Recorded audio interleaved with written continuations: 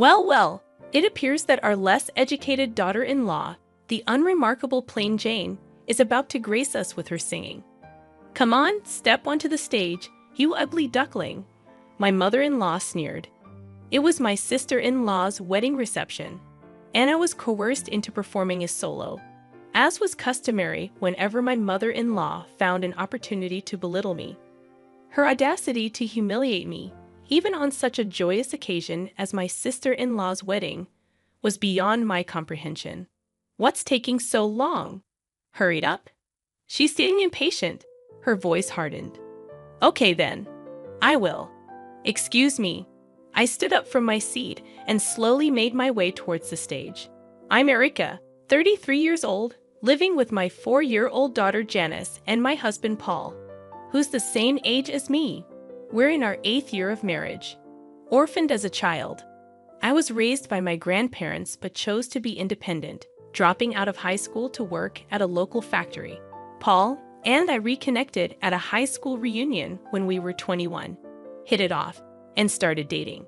3 years after Paul graduated from university, we got married.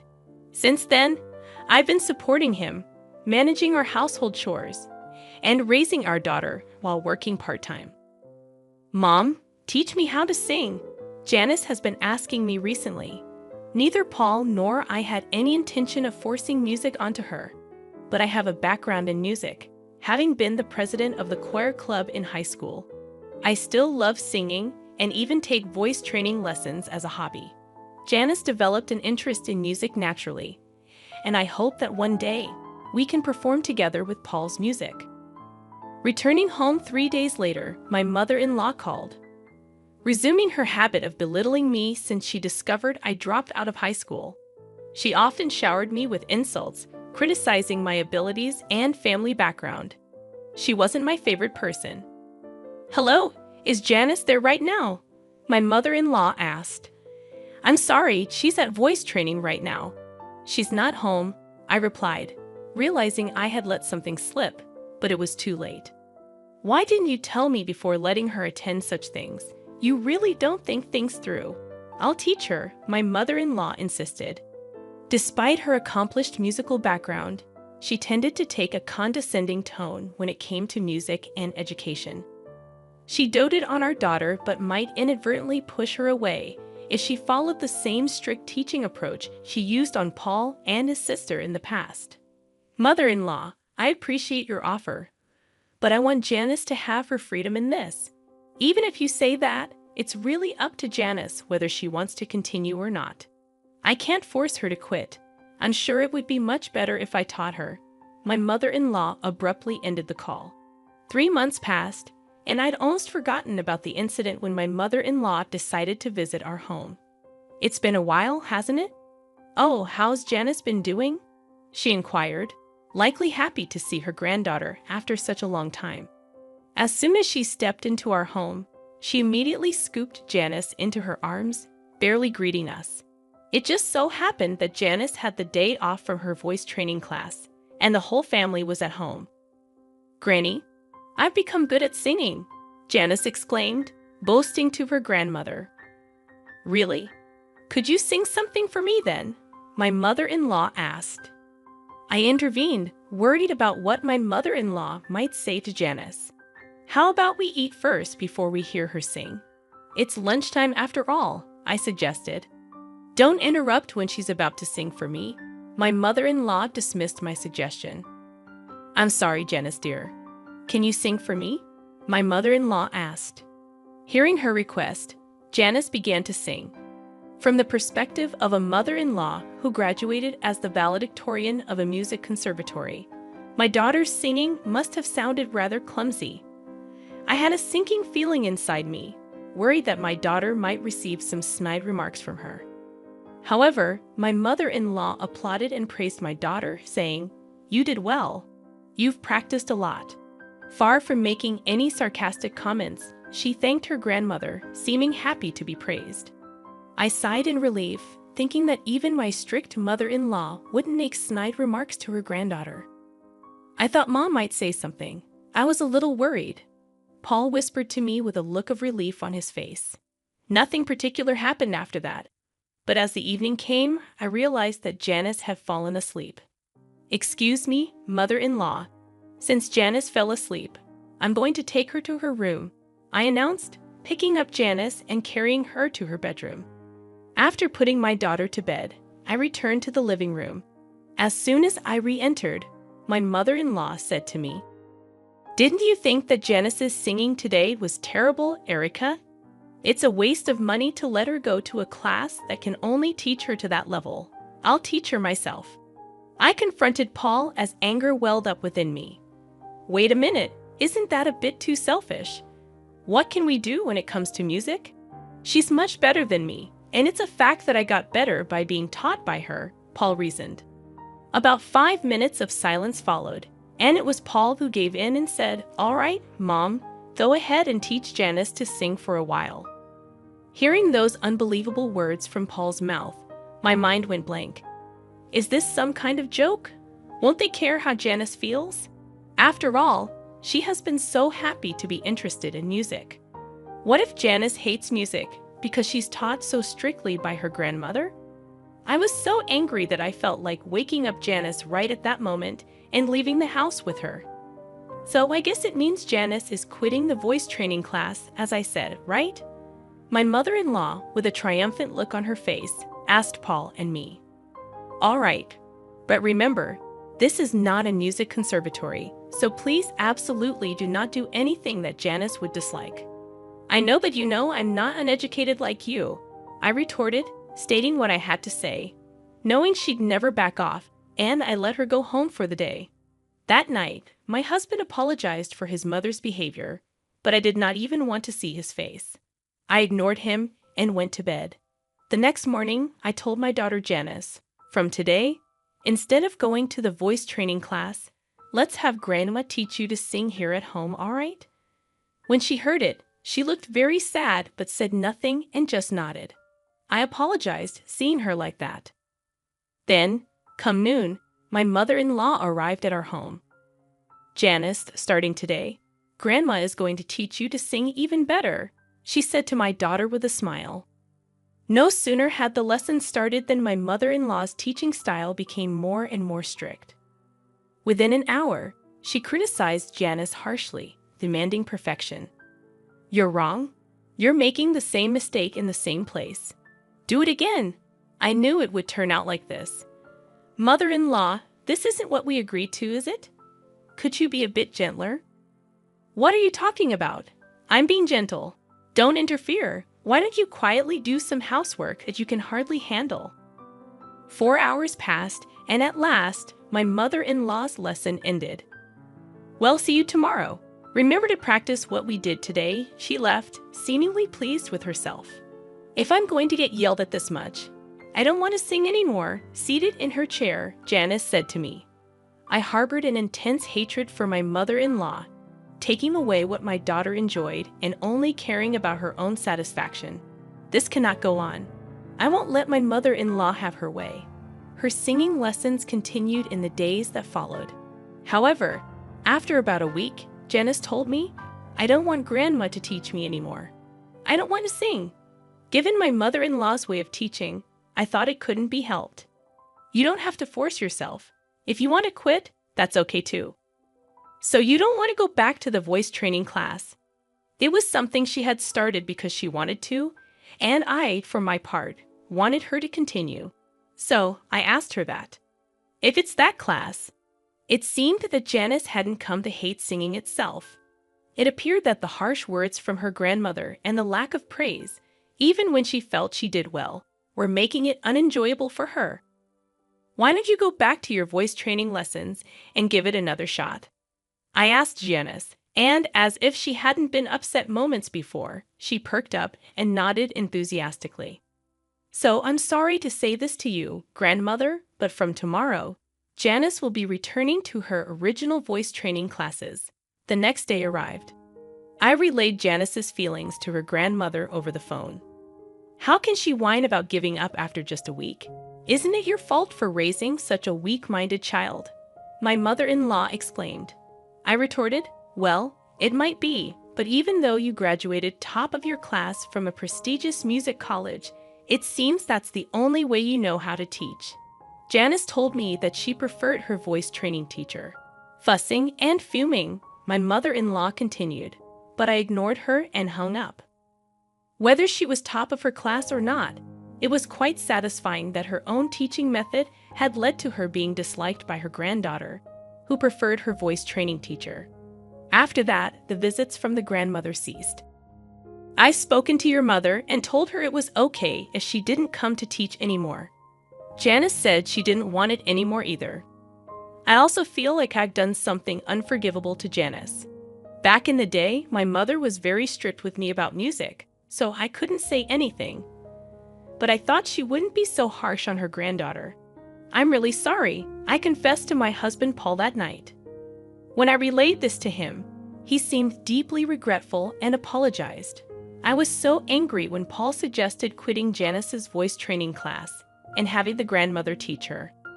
I almost felt like punching him, but fortunately, Janice didn't come to hate music, so I decided to forgive him.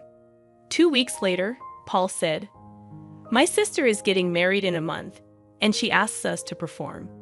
I had never performed at someone else's wedding before. What kind of performance is she expecting?"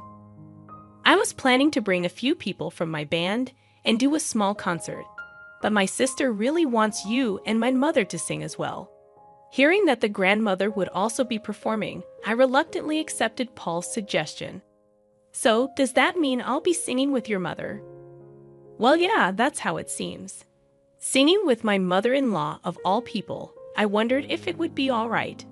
But if I happened to sing better than her at this performance, I wondered what she'll say. I started practicing the very next day, but there was no sign of my mother-in-law practicing at all. "Mother, aren't you going to practice?" "I'm fine. I'm much better than you, even without practicing. After all, practice is something that people like you, who are not very good, need to do." I tried asking because I was curious, but the only response from my mother-in-law was sarcasm. I decided it was a waste of time to engage with her and focused on my own preparations. After we decided what song to perform, I also increased the frequency of my voice training lessons. I was sick of being ridiculed by my mother-in-law, and above all, I was anxious about performing in public after such a long time without proper training. On the day of my sister-in-law's wedding, the ceremony went smoothly, and the time for the entertainment had finally come. First, my husband Paul took the stage and began to play his music. As expected, given he plays regularly, he was confident and exuded an elegant aura. I was utterly mesmerized by Paul's performance. "I'm not feeling well today. Could you sing on your own?" Then, out of the blue, my mother-in-law told me to sing solo. "What? That's so sudden. It's not fair." "Well, there's nothing we can do about it." "Or what? Are you too embarrassed to sing in front of others because you're uneducated and ugly?" She said this without a hint of remorse. "Okay, I know it. She's doing this on purpose," I thought and decided to retort. "Being uneducated and ugly. I've practiced hard, so I won't be embarrassed singing in front of others. I asked you several times if you needed to practice, but you showed no signs of doing so." Could it be that you're actually a terrible singer?" "That's not true." My mother-in-law raised her voice in response to my question. The people around us began to stir, wondering what was going on. Sorry, it's nothing." I got up from my seat, apologized to those around me, and then pressed my mother-in-law further. "Graduating as valedictorian from the music college, you sure talk big about teaching others, huh? Are you running away because you're embarrassed to sing with me since I'm better?" I whispered this in her ear. "What did you say? There's no way that's true. If I sing with a low-educated, ugly person like you, it would only throw me off. Didn't your parents teach you that you and your parents are truly incompetent?" She disparaged me as being uneducated and ugly and even insulted my parents in front of everyone. Embarrassed and angry, I wanted to leave right at that moment, but if I ran away now, it would just make her happy. "What are you doing just sitting there? Hurry up and go." "Okay then, I will. Excuse me." Just as Paul's performance ended, I took his place on stage. I was supposed to sing with my mother-in-law, but due to her not feeling well, I would be singing solo. Instead of the song I was supposed to sing with her, I chose an opera song I used to sing a lot when I was competitive, an aria from The Marriage of Figaro. And so, I began to sing. At that moment, perhaps due to the vocal training I had done, my condition was excellent, and I was able to produce the most beautiful vibrato I'd ever achieved. It was amazing. The audience was mesmerized by my singing, saying things like, "Wow, her voice is incredible," and "Is she a professional?" When I finished singing my song without any hitches, the audience gave me a standing ovation, showering me with thunderous applause. Congrats on your wedding, sister-in-law. You know, I used to be the choir leader in high school. It's been a few years since I last sang in front of an audience, so I was a bit nervous. How did I do? Thanks so much for listening. After making this statement, I returned to my seat, and my daughter, all starry-eyed, pleaded, "Mom, your voice was so beautiful. Can you teach me next time?" Witnessing this, my mother-in-law, with her jealousy on full display, said in a huff, anyone can sing like that. Don't get ahead of yourself," continuing to belittle my singing. Just as I thought the entertainment segment was over, my sister-in-law unexpectedly said, "Mother-in-law, and you should sing too." Words that I didn't expect came out from my sister-in-law. My mother-in-law was taken aback and looked at her daughter in confusion, asking me, "I've never heard you sing, Mom, and since you taught me so much about music when I was young, I'd really love to hear you sing," my sister-in-law expressed with pure honesty. The attendees chimed in, "Mother-in-law, you should definitely sing." Words had gotten around that my mother-in-law was a top graduate from a prestigious music school, and the crowd grew increasingly excited for her performance, creating an atmosphere where she felt she had to sing. "Well, with all this, I guess you have to sing now, don't you?" I did not hesitate to add, "So, all right. If you insist," she responded, heading to the stage. The moment my mother-in-law took the stage, the energy in the room peaked. But as she began to sing, such murmurs could be heard throughout the crowd. "Wait, no way. I might even be a better singer." She must have heard them as well. My mother-in-law's voice did seem off, but even accounting for that, her singing was dreadful. She always criticized others for their singing, but her pitch was all over the place. Honestly, I felt I was still a better singer. The atmosphere grew awkward as her performance ended. Unlike when I sang, the venue was filled with a cold atmosphere, and the applause was sparse. Everyone acted as if they'd seen something they shouldn't have, as if her turn had never happened. Upon returning to our table, my mother-in-law, her face flushed red, shouted at me, "That's why I didn't want to sing. If you had sung properly, my daughter wouldn't have asked me to do this," she said to me with such an angry tone.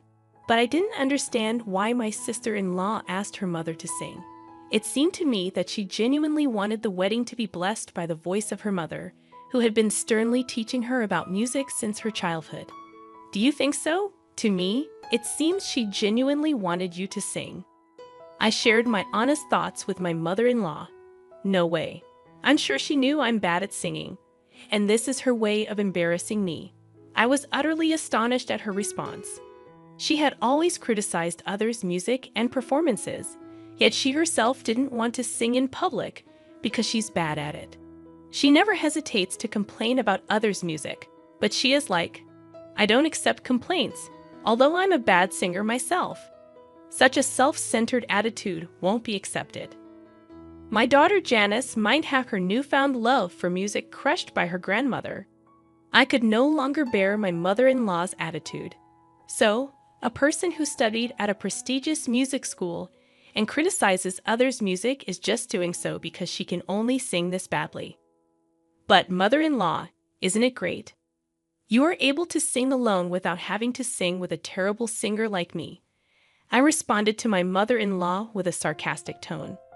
"How dare you say that? It's your fault that I had to embarrass myself. It's not nice to say that in front of your daughter." I'm sure she's satisfied hearing her mother singing. As I spoke these words, my mother-in-law fell silent. There was a stir amongst those who'd heard what I had said to my mother-in-law. But other than that, the ceremony went on smoothly and ended without any problems. 2 days after the ceremony, my mother-in-law stormed into our house. "I just can't let it go. I want you to apologize for what had happened." I was surprised by her sudden visit but retorted, "What exactly am I supposed to apologize for? I wasn't aware that your singing was that bad. Instead, I think you owe us an apology." "What do you mean? I have absolutely nothing to apologize for. It's your fault I was forced to sing that song I hated and embarrass myself." "No, not to me, to Janice. Because of you. Janice almost came to hate the music that she had started to enjoy. Even though you graduated from a prestigious music school, why would you torment a child who has developed an interest in music just because things didn't go your way? Is that what you learned from your music school? I haven't received any musical training from you, yet I was able to sing at the reception and even received applause. How about you, mother-in-law? Shall I give you some singing lessons? I'll teach you thoroughly." My mother-in-law was speechless hearing what I said. "If you have nothing else to discuss, please leave. I won't tolerate you interfering with our daughter or my husband's music anymore." Upon hearing this, my mother-in-law left our home without another word. Her shoulders slumped into defeat. I felt a sense of satisfaction from being able to retaliate so fiercely in her area of expertise, music. It was indeed worth continuing my voice training since my youth. Without the voice training, I might not have been able to receive such applause at my sister-in-law's wedding reception. I wonder how my mother-in-law, who has always boasted about graduating top of her class from a prestigious music school, felt being scolded this way by someone like me who only has a high school diploma and was just a choir member. To be honest, I felt a sense of poetic justice towards my mother-in-law. I thought, serves her right. She shouldn't act so haughty anymore. It's been a month since the wedding ceremony of my sister-in-law, and now my mother-in-law occasionally visits our house, but she doesn't complain about my daughter's singing anymore. I actually didn't mind my mother-in-law visiting since she did not say anything about music anymore. My daughter Janice, who has improved a lot in her singing recently, is challenging a slightly difficult song given as an assignment in her class.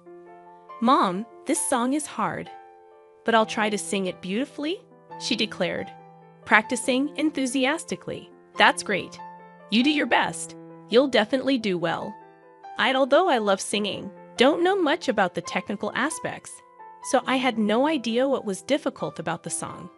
But seeing my daughter working so hard, that's all I could say. On that day, my mother-in-law, who happened to be visiting our house, observed the interaction between me and Janice and said, "Erica, this song is not something you can handle by just doing your best. Janice, listen well. You should do it like this." It was incredibly kind and patient of her, which was unimaginable given how she used to be, to explain until Janice understood. "Oh, thank you, Grandma. It's easier to sing now," Janice said as she listened intently to her grandmother's advice, working hard to master her assignment. "Erica, I used to look down on everyone doing music without graduating from a music college. But after meeting someone like you who can sing so beautifully without a music degree, I changed my mind. After all, we should enjoy music. Could you teach me to sing next time?" My mother-in-law said that looking at Janice singing. I was surprised to hear such a thing all of a sudden, but I'm sure the sarcastic comment I made after my sister-in-law's wedding had its effect. "My lessons are tough, you know. I grant this," I replied to my mother-in-law. "Oh, I won't do anything horrible anymore. I feel sorry for Paul too, although it's too late now. But if you're going to be tough, Erica, I'm prepared." After hearing that from my mother-in-law, I felt assured that she won't say anything about her music anymore. Although a lot had happened, the tension between my mother-in-law and me eased off, and since then, we've often gone to karaoke together, becoming close enough to sing together. I hope that one day when Janice becomes even better at singing, the four of us, me, Paul, Janice, and my mother-in-law, can have a fun jam session.